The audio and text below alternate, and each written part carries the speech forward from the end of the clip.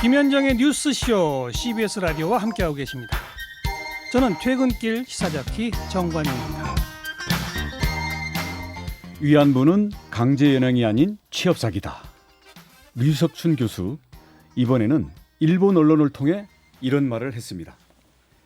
지난해 연세대 강의 도중 일본군 위안부를 매춘의 일종이라 문제적 발언으로 징계를 받았죠. 그런데 최근 다시 일본의 한 월간지에 한국 교수가 목숨을 걸고 호소하는 날조된 위안부 사건, 이런 글을 기고한 겁니다.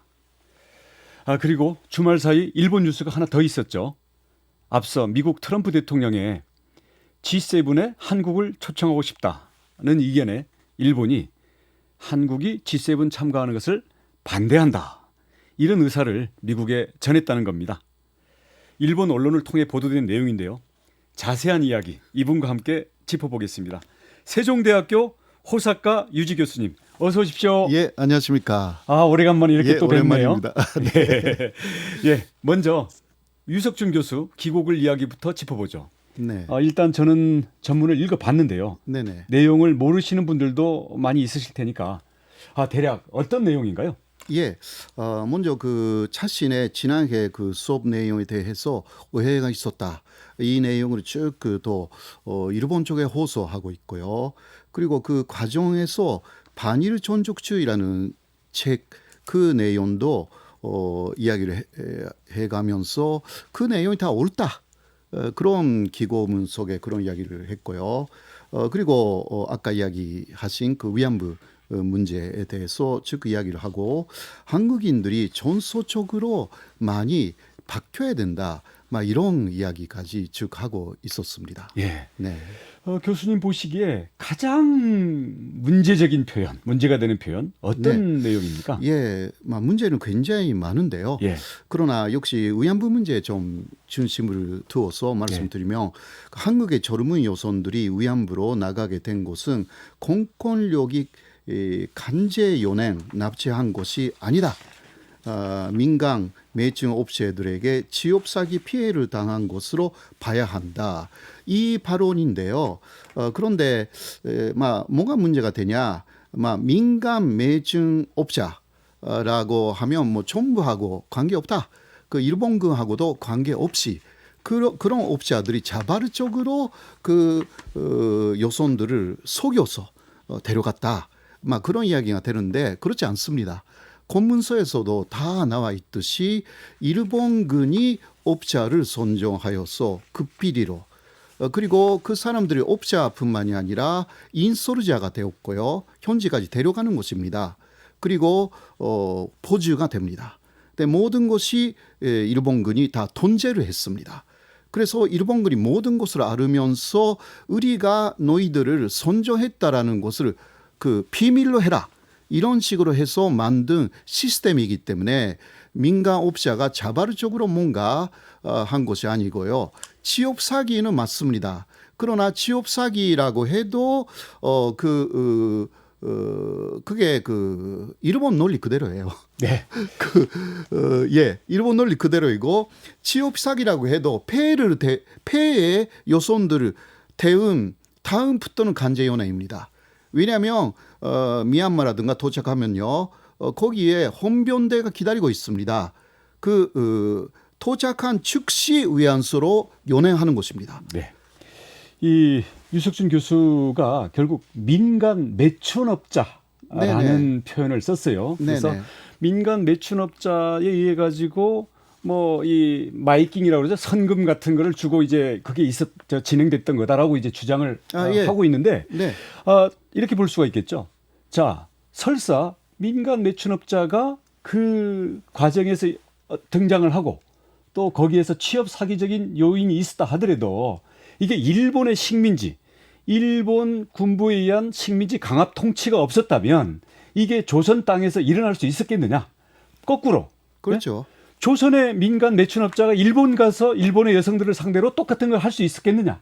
자, 그런 점에서는 바로 그런 이야기죠. 식민 통치에 의한 어떤 이 군사적인 강압, 이 상태를 쏙 빼고 어떤 그 말단에서 이루어진 단편적인 현상만 가지고 이야기하고 있는 거죠. 그래서 그렇죠. 결국 일본 식민 지배를 빼고 그걸 정당화하는 그런 발언이라고 볼 수 있지 않을까요? 예, 그러니까 가장 배후에 있는 악의 본체, 그것을 완전히 빼고 하는 이야기.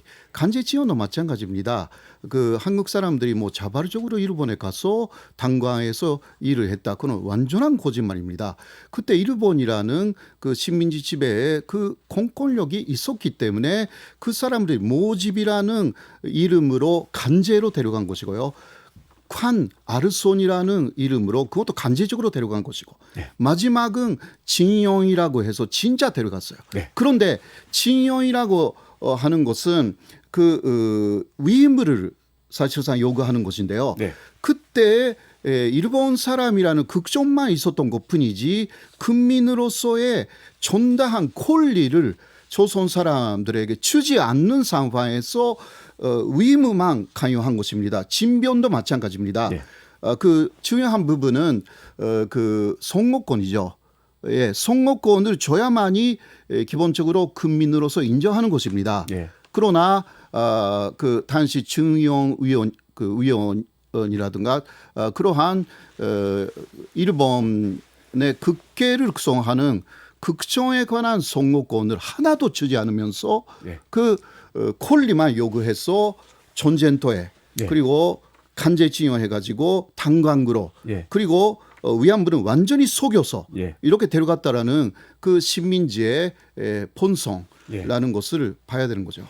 그 한국의 대법원과 헌법재판소에 의하면 그 유신이라든지 계엄령 이런 것들이 선포됐을 때는 그 자체가 나라 전체가 강압 상태다. 네, 그래서 거기서 이루어지는 국가 정부와 연결돼서 하는 그런 여러 가지 행위에 대해서는 그게 겉으로는 합법적이고 형식적으로 민간거래로 포장이 돼 있다 하더라도 그 전체적인 강압 상태를 봐야 된다. 이런 그렇죠. 게 국내 문제에 대해서도 적용이 되거든요. 그러니까 일본이 통째로 외교권 뭐 그런 모든 국가 권력을 다 강압적으로 가져간 상태에서 이루어지는 말단의 이런 일들을 가지고 그걸 쏙 빼고 그냥 자유국가에서 국가와 국가 간에 또는 민간에서의 시장에서 이루어지는 자유의사에 의한 거래인 것처럼 얘기하는 것 자체가 정말 잘못된 거죠. 왜 이러시나요? 이게 그러니까 쉽게 말해서 사실 이런 식으로 한국에서도 지금 말할 수가 있는 부분은 국가인권위원회가 네. 한국에서 만들어졌기 때문에 지금 단단하게 말할 수가 있는 부분인데요. 일본은 선진국인데도 불구하고 국가인권위원회가 없습니다. 아하. 그렇기 때문에 왜 없다라는 것을 만들지 않는 것입니다. 예. 만들면 위안부 문제, 간제징용 문제, 과거의 문제까지 다 조사를 해야 합니다. 사실 그거 싫으니까 선진국, 자유주의 선진국이면 그 다 갖고 있는 국가인권위원회 이게 일본에 없는 것입니다. 한국보다 훨씬 문제가 있는 상태가 일본의 인권 상태라고 할 수밖에 없는 거죠. 네. 이번에 유석준 교수가 기고한 그 시사 월간지가 이름이 네, 하나다라고 합니다. 이거 뭐 한국말로 뭐가 하나다 이런 뜻은 아닐 것 같고. 네, 하나다 이 사람이 그 편집자 이름입니다. 아, 그렇습니까? 하나다. 뭐 예. 영향력이 있는 언론인가요? 원래는 그 워르간 윌라는 그 포스 워르간지가 있습니다. 예. 거기에 편집장이었는데 그 경업자하고 좀 싸워서 나왔어요. 2016년에 만들어지고 그러니까 뭐라고 할까 조금 저렴한 월간지인데요. 일단 그런 경위를 알고 있는 사람들은 거기에 있었던 중요한 스태프를 모두 데리고 나갔기 때문에 예. 이제 그 윌라는 것을 잊고 있었던 사람들이 하나다를 지금 잊고 있는 거죠. 예. 완전한 포스예요. 극우적입니다. 예.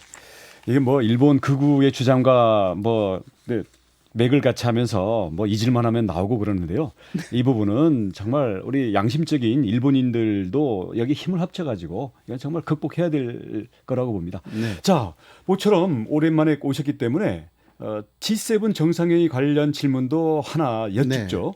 그 일본 언론을 통해서 보도된 내용이 트럼프가 G7 정상회의에 한국을 초청하자 이랬더니 일본 정부가 뭐 공개적인지 비공개적인지는 모르겠습니다만 미국 정부에다 반대한다. 네. 이런 뜻을 전달했다는데요. 우선 사실관계가 어떤지 하고 만약에 반대한다면 이유가 뭔가요? 예, 일단 이것은 아직 공식적으로 한국의 이야기가 오지는 않았지만 일본의 그 모테기 외상 공개적으로 말하고 있는 내용입니다. 모테기가 말한다라는 것은 아베 총리의 마음 그대로라고 할 수가 있고 모테기가 말하고 있는 것은 지금까지의 G7의 틀을 그대로 지켜야 한다.